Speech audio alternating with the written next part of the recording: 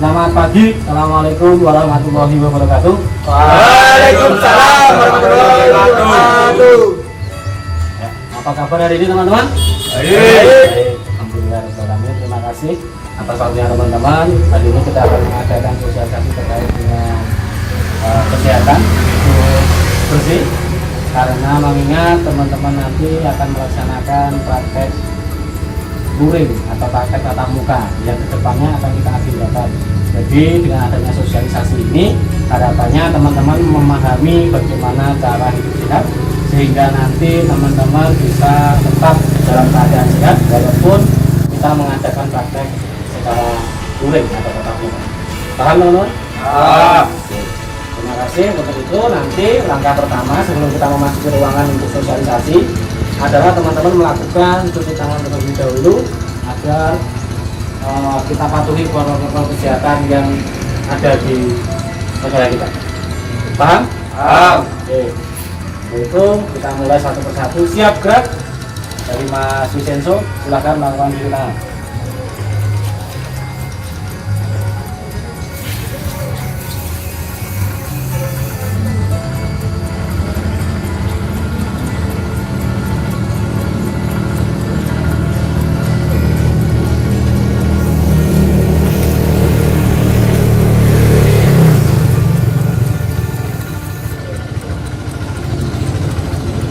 Masuk ke ruangan.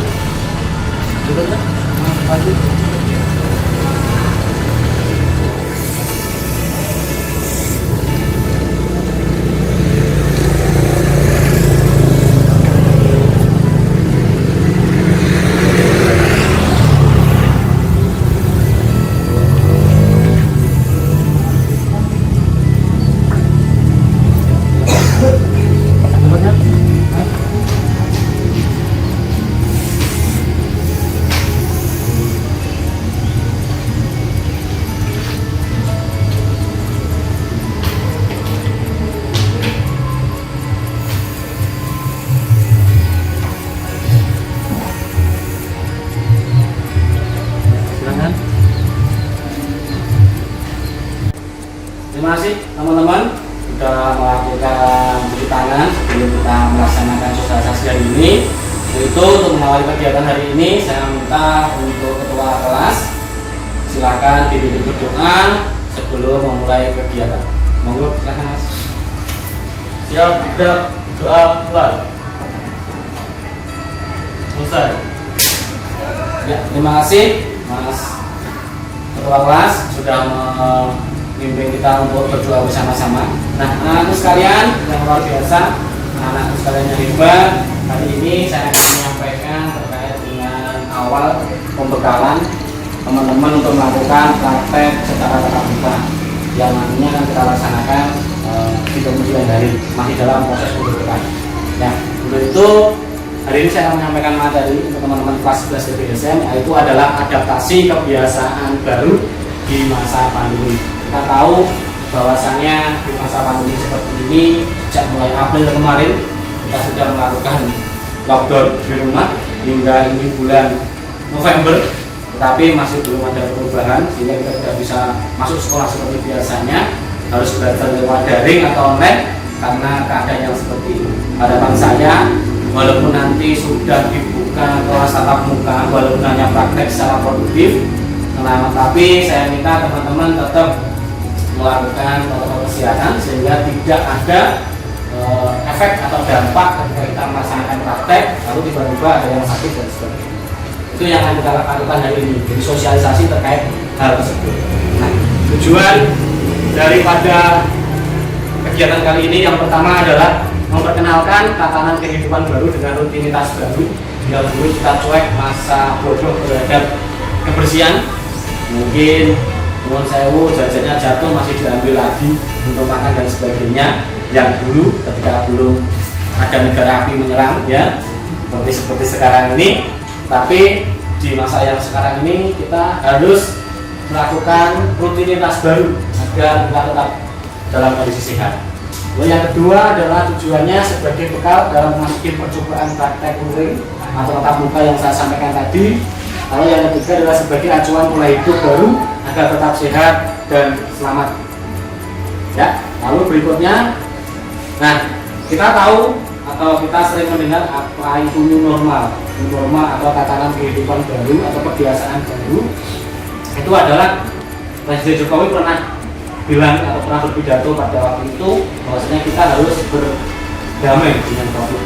Kita harus berdamai dengan corona ini. Berdamai dalam artian kita harus dalam artian tidak memerangi tetapi menjaga bagaimana kita tetap bisa melakukan hidup sehat agar tidak terkena penyakit ya, terkena wabah virus yang seperti ini.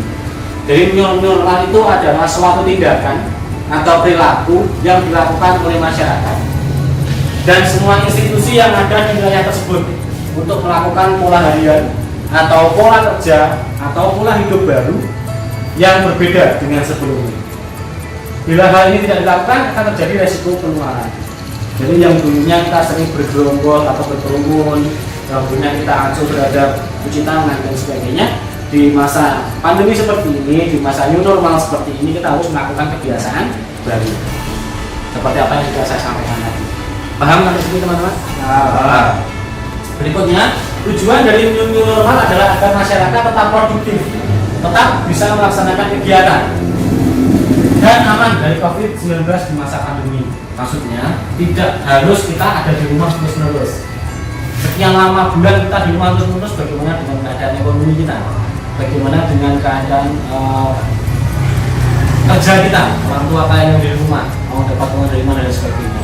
Maka dengan adanya new normal ini adalah diperbolehkan untuk bekerja, diperbolehkan untuk produktif di luar rumah, atau kamu bisa praktek tetapi dengan syarat adalah melaksanakan protokol kesehatan. Selanjutnya, agar new normal lebih mudah diinternalisasikan oleh masyarakat, maka new normal adalah sebagai adaptasi kebiasaan baru. Yang dulu akan kita punya kebiasaan lama yang cuek tadi, sekarang harus mempunyai kebiasaan baru. Yaitu adaptasi kebiasaan baru adalah agar kita bisa bekerja, belajar, dan beraktivitas dengan produktif di era pandemi COVID-19 seperti ini. Ya. Berikutnya, memulai kebiasaan baru. Kita harus memulai atau melakukan kebiasaan baru dengan cara kebiasaan baru untuk hidup lebih sehat harus terus-menerus dilakukan di masyarakat dan setiap individu sehingga menjadi norma sosial dan norma individu baru dalam kehidupan sehari-hari, menjadi sebuah norma. Sebuah norma itu sebuah aturan baru, walaupun hanya sekedar cuci tangan, jaga jarak dan sebagainya, pakai masker, tapi menjadi sebuah norma baru di kehidupan sekarang ini di masa pandemi. Lalu bila kebiasaan baru tidak dilakukan secara disiplin atau hanya dilakukan oleh sekelompok orang saja, maka hal ini bisa menjadi ancaman wabah. Wabah itu adalah flu kalau bahasa Jawa. Artinya penyakit yang susah dikendalikan, berjumlah banyak. Sekarang sudah tembus 100 ribu corona di Indonesia dari sekian. Berapa mas? 400 ribu lebih yang positif. Nah, jadi ini harus kita lakukan tidak hanya kelompok orang saja, tetapi bersama-sama. Ya. Kebiasaan lama yang sering dilakukan seperti bersalaman, cipika-cipiki, mungkin kamu dengan temanmu cewek, cowok, ya sorry ya, hai cipika-cipiki gitu, ya. Sekarang sudah mulai dihilangkan, cium tangan, berkerumun atau bergerombol, malah cuci tangan harus mulai ditinggalkan karena untuk mendukung penularan agar tidak terjadi penularan COVID-19. Nah, maksud saya ini sampai di sini. Berikutnya, di mana kita harus menerapkan kehidupan new normal ini?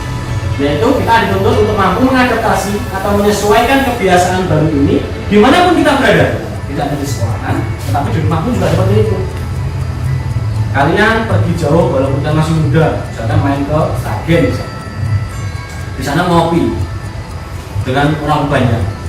Mungkin karena kalian masih muda, tidak masalah, karena daya tahan tubuh kalian masih kuat, sehingga virus tidak masuk ke dalam tubuh kalian. Tetapi ketika panjenengan sampai rumah, kebetulan mungkin orang tua panjenengan sudah sepuh, yang kedua mungkin ada nenek di situ, atau mungkin ada balita adik di situ, atau mungkin mereka sehat semuanya, mereka baik semuanya, tapi dalam kondisi meriang atau dalam keadaan tidak begitu fit, itu akan dapat mengakibatkan penularan dari panjenengan, karena panjenengan sudah membawa virus. Karena panjenengan kuat jadi tidak efek kepada panjenengan, tapi efeknya pada orang di sekitar panjenengan. Maka di mana kita harus melakukan penerapan protokol COVID atau hidup normal adalah dimanapun kita berada, tidak hanya di sekolah, tetapi di rumah pun kita perlu untuk melakukan hal tersebut. Paham ya? Ya. Di kantor, di sekolah, di tempat ibadah, dan juga di tempat-tempat umum seperti terminal, pasar, dan mall. Ya. Diharapkan dengan seringnya menerapkan kebiasaan baru dimanapun itu semakin mudah dan cepat menjadi norma individu dan norma masyarakat. Menjadi kebiasaan, menjadi norma kebiasaan dalam individu maupun di dalam masyarakat. Paham ya? Ada yang ditanyakan sampai sini? Ya. Tidak? Ya. Tidak. Oke. Teman-teman, paling dasar sendiri adalah ketika tadi sudah saya sampaikan, kita mau masuk ke ruangan ini, kita melakukan cuci tangan. Paling dasar sendiri, pakai masker di tangan. Teman-teman sudah tahu bagaimana cara mencuci tangan yang baik? Yang menurut WHO? Belum. Ya. Setahu teman-teman cuci tangan seperti apa? Ya, hanya tangan juga ada ya. Tapi ada aturan, ada SOP kalau bahasa kita di teknik seperti itu. Ada SOP, standar operasional prosedur. Ada SOP dalam cuci tangan itu yang menurut aturan. Nah, tadi kita simak video setelah ini, ya. Nanti kita simak bersama-sama. Berikutnya apa yang dimaksud dengan new normal itu? Yaitu ketika berangkat sekolah panjenengan ini kita menghadapi kegiatan praktek ya, praktek tatap muka. Saat pastikan Anda dalam kondisi sehat. Jika ada keluhan batuk, kita bersama agar tetap tinggal di rumah dan minta izin wali kelas. Ini. Tapi jangan dibuat-buat. Nanti kalau mereka bisa lewat, kamu buat-buat, cabut, nah malah gitu. Tapi malah salah sih, ya. Hati-hati deh. Boleh izin dengan wali kelas, nanti bisa disampaikan. Kami akan berkoordinasi dengan wali kelas. Yang kedua, selalu gunakan masker seperti yang teman-teman ini lakukan. Ya. Oke, Pak Ipul bisa pakai masker, ada masker, cuma kalau nanti saya pakai suara saya tidak terdengar. Sampai kali megap-megap kali ngomong, ya. Jadi, oh Pak Ipul aja nggak pakai masker loh, itu kok dulu pakai masker, dan seperti itu maksudnya. Paham ya? Berikutnya selama di sekolah saya minta saat tiba segera mencuci tangan dengan sabun dan air mengalir. Yang kedua, gunakan siku untuk membuka pintu.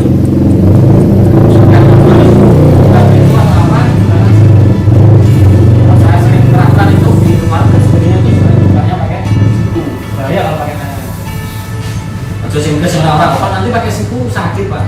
Kan kalau pakai tangan seperti ini Pak, ya siku seperti ini bahaya. Jadi pakai siku kata Pak Ipul Pak bahaya. Ya, nggak boleh. Berikutnya tidak berkerumun, nggak usah tegang biasa aja, santai aja seperti wajar biasa. Tidak berkerumun dan menjaga jarak. Pak terkaca gandengan Pak, wah bahaya. Yang untuk saat ini kalau mau digandeng pacarnya jangan dulu lah, mohon maaf, corona gitu ya. Kita tetap sehat, bukan saya takut padamu, tapi karena saya menjaga kamu adalah masa depan. Bucin banget ya. Oke, berikutnya bersihkan meja dan area kerja dengan bersih, jadi dibersihkan dulu. Lalu biasakan tidak berjabat tangan untuk menyampaikan kedua telapak tangan. Bukan berarti nyembah, bukan. Cukup seperti ini sebagai penghormatan. Lalu berikutnya maskernya tetap digunakan. Sampai di sini jelas? Jelas. Nah, seperti yang saya katakan tadi untuk cuci tangan, dan bagaimana SOP cuci tangan yang baik untuk WHO, mari kita simak video berikut ini. Teman-teman bisa sambil mencatat. Barangkali nanti ada yang perlu kita catat, kita buat catatan khusus sehingga bisa menjadi norma baru, tata kehidupan baru. Silakan. Oke, teman-teman, sampai sini ada yang ingin bertanya? Saya Pak. Oke, sekarang kamu berdiri. Berdiri dulu. Pak, apakah pandemi ini bisa berakhir Pak? Pandemi ini bisa berakhir. Terima kasih Mas Agung. Sekarang kembali teman Mas Agung. Ada yang bisa menjawab teman-teman? Saya Pak. Oke, silakan.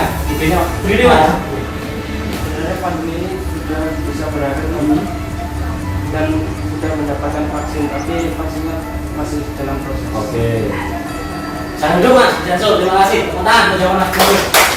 Ada yang lain bisa menjawab? Cukup? Ya. Betul yang disampaikan Mas Jansul, Mas Agung. Jadi sebenarnya kita sudah melakukan vaksin, cuma masih dalam proses Indonesia begitu besar, Indonesia begitu luas. Tidak mungkin semuanya bisa langsung kerja. Nah, ya kan? Seperti membangun candi, ya ibaratnya seperti itu. Jadi dalam proses itulah kita harus menerapkan adaptasi kehidupan baru. Biar tidak terkena dulu, terus vaksinnya. Alangkah eman kalau kita vaksinnya udah ketemu, udah dalam proses, tetapi kita mati duluan gara-gara kemarin. Eman sekali, kok mesti ketemu baru udah bilang. Paham Mas Agung di situ ya? Ya, tapi tetap melakukan adaptasi kehidupan. Ada lagi yang tanyakan? Oh, oke Mas Asri silakan. Berdiri. Dia efektif mana hand sanitizer dengan sabun? Oke, ya terima kasih. Kalau itu Mas Asri, kebetulan itu Mas Asri. Mas Asri punya hand sanitizer di rumah? Punya. Tahu hand sanitizer ya? Tahu. Sabulan itu sudah bagus ya. Kita setelah kampung ya, jadi hand sanitizer bagus. Ada yang jawab sebelum saya jawab? Oke, Mas silakan. Menurut saya efektif menggunakan sabun. Oh, kenapa? Karena kuman dapat mengalir dengan air. Jadi rumahnya bisa mengalir, jadi kan? Terima kasih, Mas siapa? Mas Haji ya, karena lupa saking lamanya ribut. Terima kasih sekali juga Mas Haji ya. Tepuk tangan Mas Haji. Ya. Nah, tidak punya akurat bahaya. Jadi bagus yang sama Mas Haji tadi betul bahwasanya kalau menurut saya dan menurut survei penelitian yang ada bahwasanya memang efektif menggunakan sabun karena seiring dengan air yang mengalir maka kuman bisa meninggalkan nanti tahu ya. Ikut juga mengalir gitu Mas. Bila ikut dengan aliran air. Mas Haji, Mas apa? Mas Li ya, Mas Li ya. Itu jadi efektif dengan sabun masalah sama ini. Walaupun sanitizer itu apakah bisa membantu Pak? Bisa, tapi dalam keadaan darurat ketika tidak ada air di sekitar kita.